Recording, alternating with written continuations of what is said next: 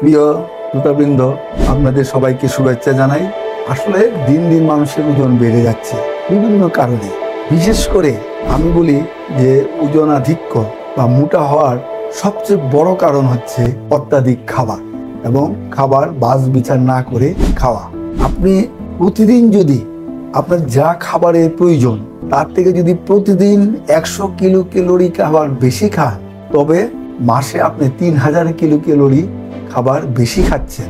একটা হিসাব আছে, এই 3000 কিলো ক্যালোরি খাবার বেশি খেলে আপনার ওজন বাড়ে 1 পাউন্ড। আপনি দেখুন 1 বছরে আপনার ওজন বাড়ে 12 পাউন্ড। আমরা শুধু বললাম খাবারে মারাত্মক ওজন বাড়ে, এবং এটাই আমাদের সবচেয়ে বেশি দেখা যায় যে 80% লোকের ক্ষেত্রে তাই হয়। এছাড়া অন্যান্য কারণ আছে, বিশেষ করে জীবনযাত্রার অভ্যাস, তারপরে পারিবারিক কিছু খাবারের রীতিনীতি, তারপরে আছে আপনার অপর্যাপ্ত পরিশ্রম, অর্থাৎ যারা মোটেই পরিশ্রম করে না, আর কিছু আছে বংশগত। এই কয়েকটি কারণ আপনার ওজন বেড়ে যাওয়া বড় কারণ এইগুলো। এখন দেখুন, আপনি যদি কম ক্যালোরিযুক্ত খাবার খান তাহলে আপনার ওজন সেরকম বাড়বে না, শরীর ঠিক থাকবে।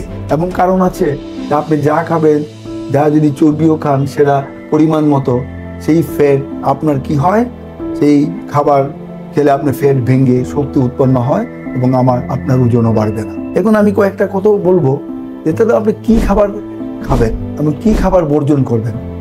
বর্জনের কথায় আগে আসি। যেমন আপনি ধরেন, বিশেষ করে শরবত সহ আপনি যত রকমের মিষ্টি জাতীয় পানীয় আছে, বিশেষ করে কোক, পেপসি, জুস, চকলেট, এগুলি আপনি খাবেন না, এগুলি আপনার বর্জন করতে হবে। তারপর আসে গরুর গোস্ত, খাসির গোস্ত, তারপরে আপনার মুরগির চামড়া, এগুলি খাবেন না। আরও বিশেষ করে কোনো মাছের হোক অথবা কোনো পশুরই হোক মগজ খাবেন না। তারপরে আমি বলি কোনো মিষ্টি বা মিষ্টি জাতীয় খাবার যতটুকু পারেন বর্জন করবেন। আর তেলে ভাজা খাবার তো আছেই, বিশেষ করে পরোটা, সমুচা, সিঙ্গারা, কমন যেমন ডাল পুরি, আলু পুরি, এগুলি আপনি বর্জন করা উচিত, আপনার বর্জন করা উচিত। তারপর ঘি, মাখন, বিশেষ করে আমরা এই ঘি মাখন বেশি খেয়ে থাকি, এগুলিও বর্জন করতে হবে। তারপর ফাস্টফুড আছে, আইসক্রিম আছে এবং চকলেট, চিপস, কেক, এগুলিও বর্জন করবেন। তারপরে আপনি অল্প পরিমাণে খেতে পারেন।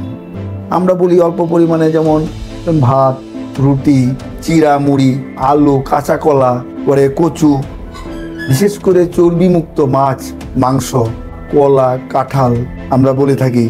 এরপরে কোনো চর্বিমুক্ত দুধ, আজকাল কিন্তু বাজারে চর্বিমুক্ত দুধও পাওয়া যায়। এইগুলি আপনি অল্প পরিমাণ খেতে পারেন।